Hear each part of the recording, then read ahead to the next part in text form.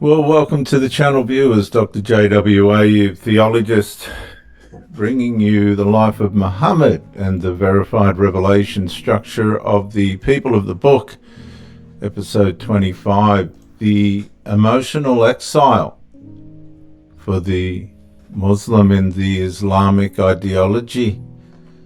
As this was evolving, the door doesn't slam, it closes quietly, and the chair remains empty longer than before. The tea cools untouched. Someone avoids eye contact. And the room already knows. Viewers, in the previous episode, separation inside the developing Islamic allegiance structure no longer felt like disagreement alone. Divergence had begun feeling threatening.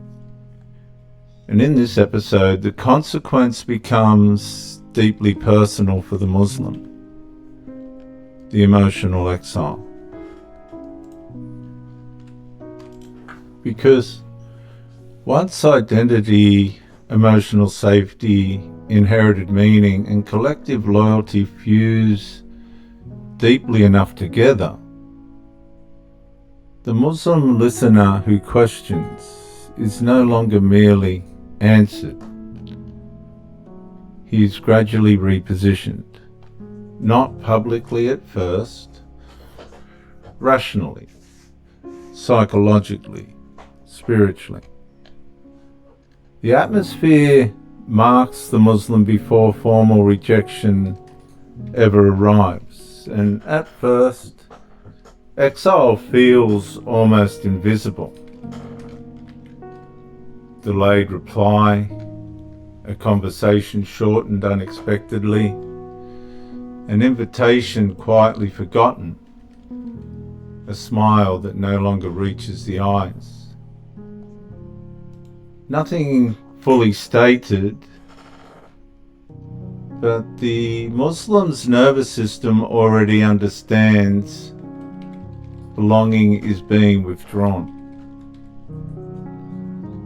That mechanism becomes extraordinarily powerful because relational abandonment governs behavior faster than argument. The Muslim inside the authority structure begins adapting automatically. Adapting what conclusions feel unsafe publicly, how much honesty can survive without relational consequence, and eventually the deeper pressure quietly surfaces. Truth is no longer being examined. It is being examined beneath the threat of emotional loss. And that is where separation hostility matures into emotional exile, not always through visible command, sometimes through silence, through distance, through restrained warmth, through subtle emotional evacuation. And the Muslim adherent learns something painful there. Questions may cost community faster than falsehood costs credibility. The Quranic submission structure repeatedly reinforces separation boundaries surrounding belief and unbelief. Quran 5:51 reads, "O you who have believed, do not take the Jews and the Christians as allies." Basically, viewers, that reads, if I can, "O Muslim, do not take the people of the book as allies." And there's tremendous theological, catastrophic impact in that verse for the evolving Islamic ideology. And that enmity reinforcement matters enormously, because once separation boundaries become psychologically fused to preservation of the structure itself, emotional distancing can begin feeling morally responsible rather than relationally destructive. The atmosphere shifts. Suspicion feels protective. Coldness feels justified. Exclusion even feels fateful.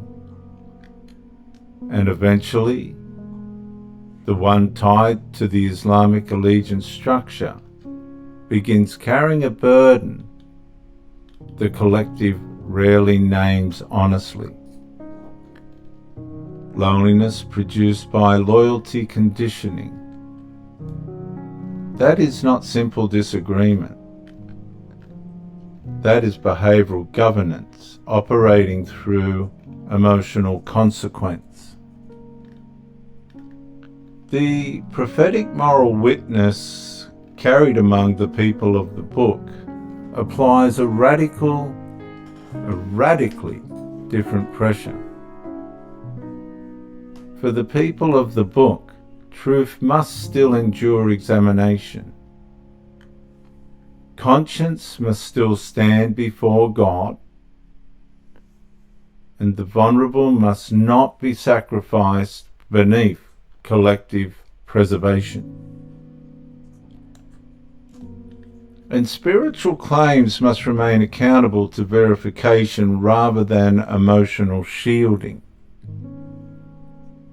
In the writings of the people of the book, 1 John 4:1 says, "Beloved, do not believe every spirit, but test the spirits." Now, that distinction matters enormously now, because verified revelation survives scrutiny without requiring emotional banishment,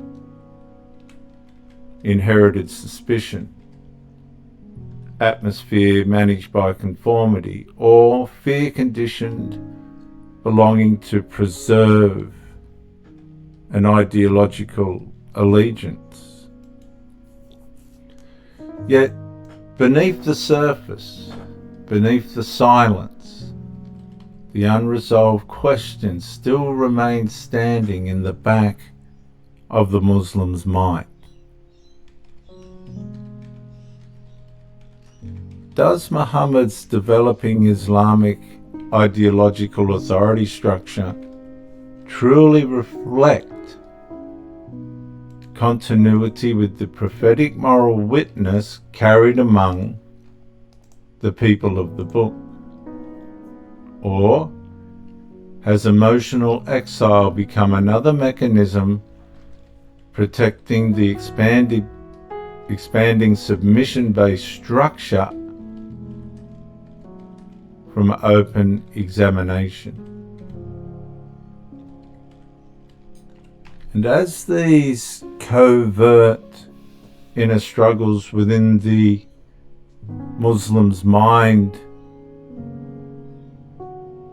become in some way discernible, the room goes quiet. A cup is not offered.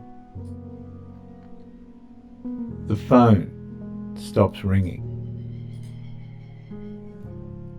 The exile has begun. I'm Dr. J.W. Ayub, theologist since 1994 on the Pro Theologist channel. If you like this content,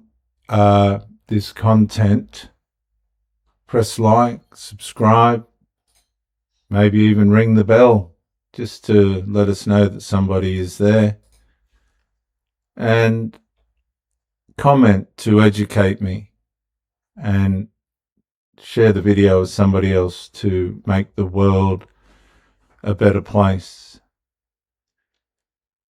In the next episode, if you want to come with me, I'm going to move into the Muslim's loyalty test. Because once emotional exile becomes possible, allegiance itself increasingly begins requiring visible proof. And I'll see you then.